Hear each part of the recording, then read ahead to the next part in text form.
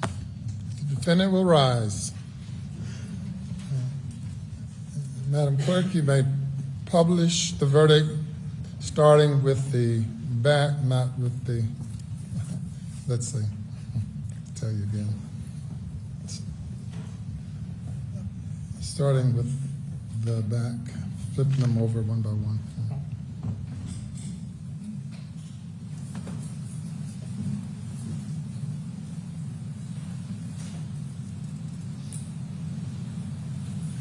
State of South Carolina versus. Docket number 2022 GS 15-00592, the State of South Carolina, County of Colleton, in the Court of General Sessions in the term of 2022, July, the State versus Richard Alexander Murdaugh, defendant, indictment for murder, SC Code 16-3-0010, CDR Code 0116. Okay. Guilty verdict. Signed by the forelady, 3-2-23. Docket number 2022-GS-15-00593, the State of South Carolina, County of Colleton, in the Court of General Sessions, the July term of 2022.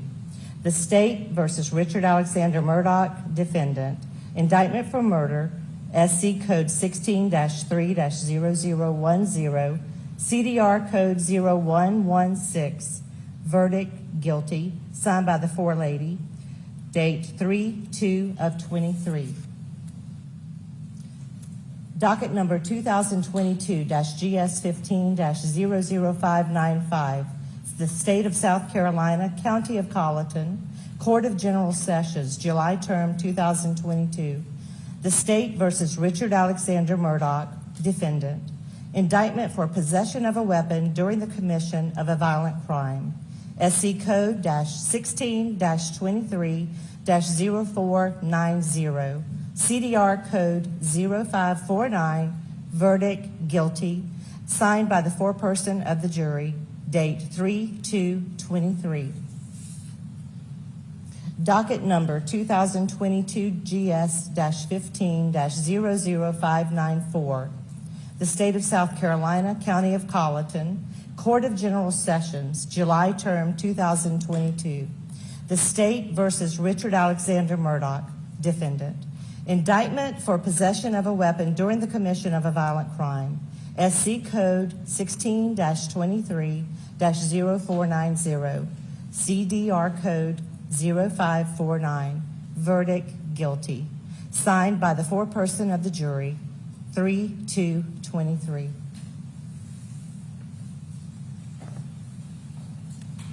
Thank you. Madam Forelady and members of the jury, if that is the verdict of each and every juror, please let it be known by raising your right hands. All right, thank you. Any individual polling requested? Madam Clerk, you'll need to individually poll the jury according to their juror numbers. Number 193. Was this your verdict? Yes. Is it still your verdict? Yes. Juror 254. Yep. Is this your verdict? Yes. Is it still your verdict? Yes. Juror 326. Was this your verdict? Yes. Is it still your verdict? Yes. Juror 530. Was this your verdict? Yes. Is this your verdict? Yes. Juror 544. Yes. Was this your verdict? Yes. Is it still your verdict? Yes. Juror 572. Was this your verdict? Yes. Is it still your verdict? Yes. Juror 578. Was this your verdict? Yes. Is it still your verdict? Yes. Juror 589. Was this your verdict? Is it still your verdict? Yes. Juror 630. Was this your verdict? Yes. Is it still your verdict? Yes. Juror 729, was this your verdict? Yes. Is it still your verdict? Yes. Juror 826, was this your verdict? Yes. Is it still your verdict? Yes. Juror 864, was this your verdict? Yes. Is it still your verdict? Yes. Your Honor, the jury has been polled. Thank you. The jury has been polled, and the verdict is a unanimous verdict. If you will bring the alternate juror out and have her have a seat in the audience, please.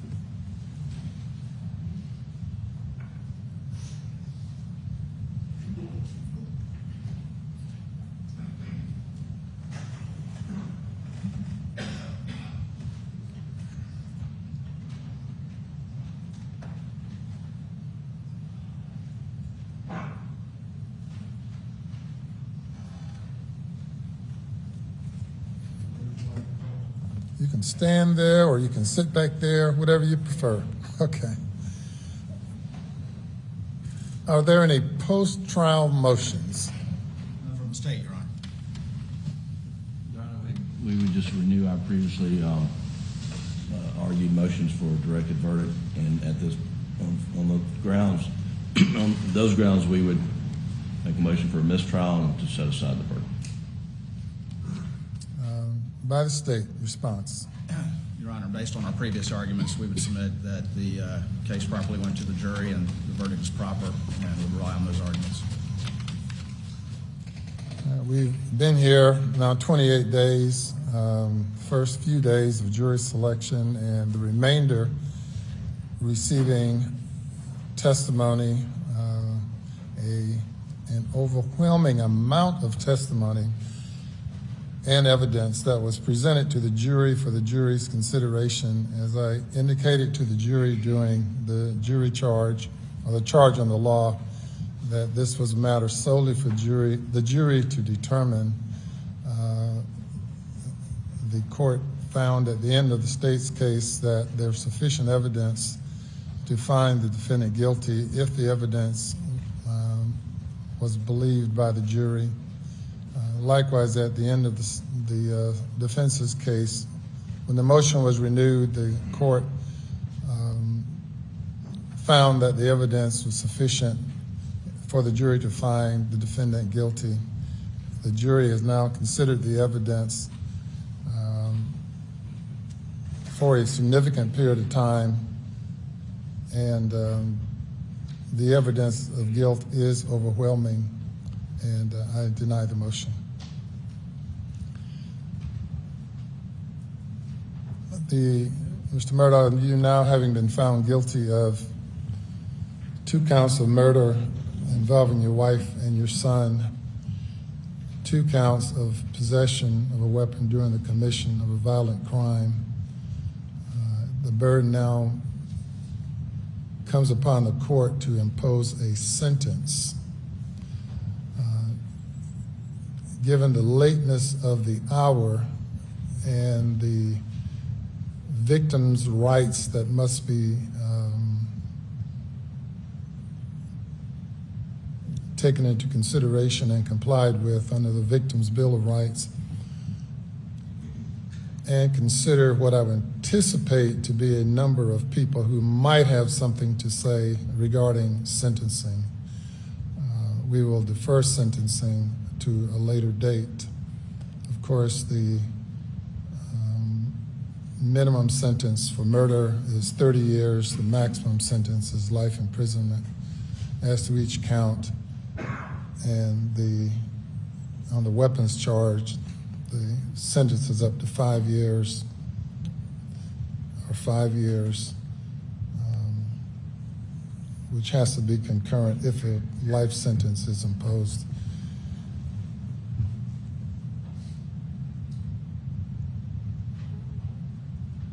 When would you all like to reconvene for sentencing? I would like to give everyone an adequate opportunity to prepare for it. State will be ready at 9:30 in the morning, Your Honor.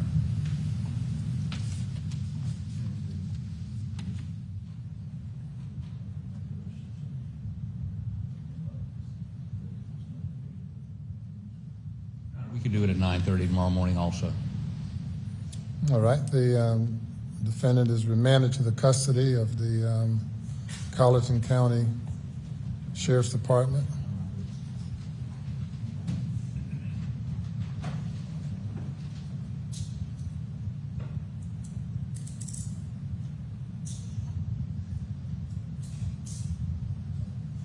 And he may be taken away.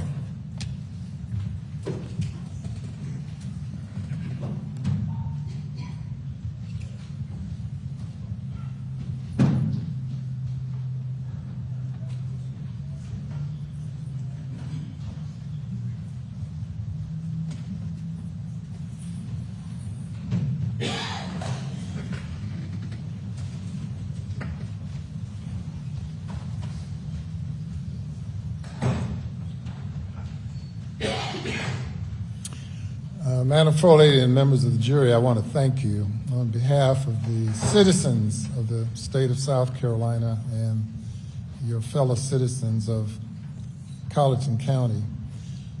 You did not volunteer for this service. You were called upon by being summoned to appear, and Providence have brought you to this moment in time and these weeks in time. I know that all of you have been here at great sacrifice, particularly the juror whose job was on the line until a miracle happened, I guess, that allowed him to be able to leave rather than leave after 2 or 3 weeks. But I want to thank each one of you all individually and collectively. It's not often that you're called upon to sit in judgment of the actions of your fellow man, but you all responded and gave due consideration to the evidence. I will make no comment now as to the extent or the overwhelming nature of the evidence, but certainly the verdict that you've reached is supported by the evidence,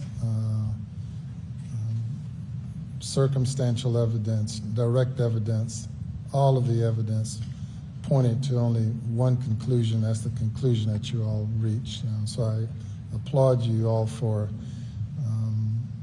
as a group and as a unit and individually, evaluating the evidence and coming to a proper conclusion as you saw the law, as you saw the facts.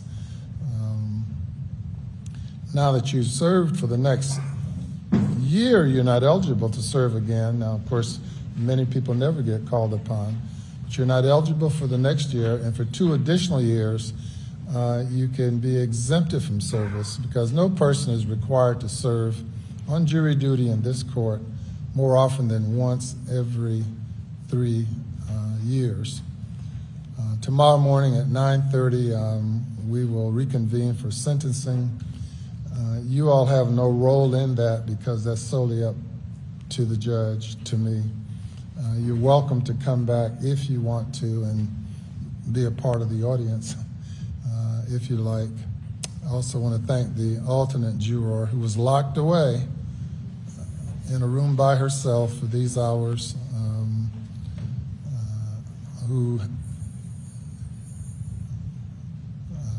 who's hung in there during that period of time. I want to thank you as well. Madam Clerk, what do you have to tell your jurors?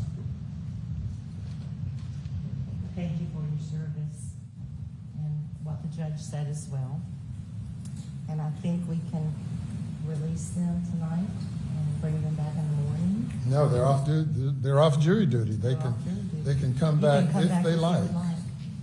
And you don't have to if you don't want to.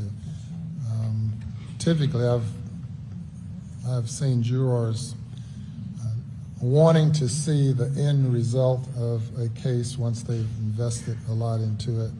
It's really an amazing thing with juries. Quite often, at the start of the case, jurors are really like, whoa, why am I here?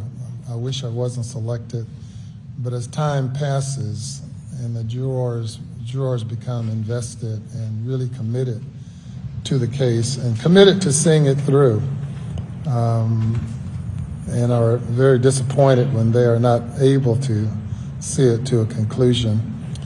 And then along the way of serving, you end up finding out quite a bit about our judicial system and learning quite a bit, well, about human nature for sure, but also about the presentation of evidence and hearing from expert witnesses and really learning a lot of things that you'll be able to take with you when you leave jury duty. And to Madam Forelady,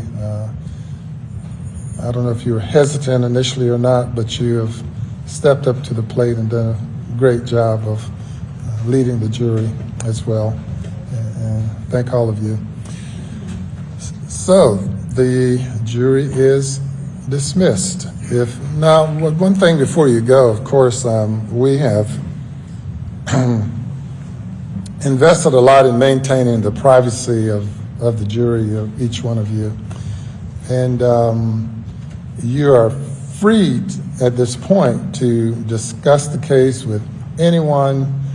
Given the high-profile nature of the case, I'm certain that the many people in the media will probably want to communicate with you, but they have no means of contacting you because under order that I issued, the identity of the jurors must be kept private.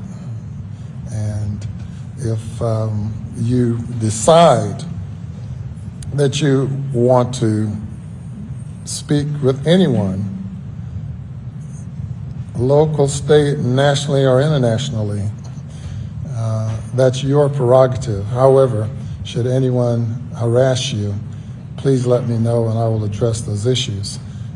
If anyone through the somehow or another discover your identity and harass you, and rest assured I will intercede on your behalf.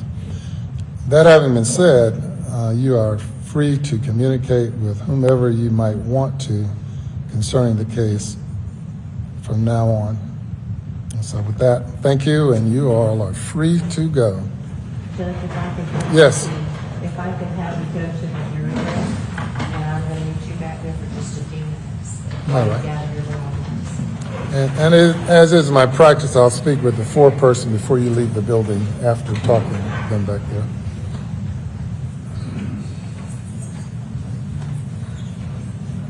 Anything else?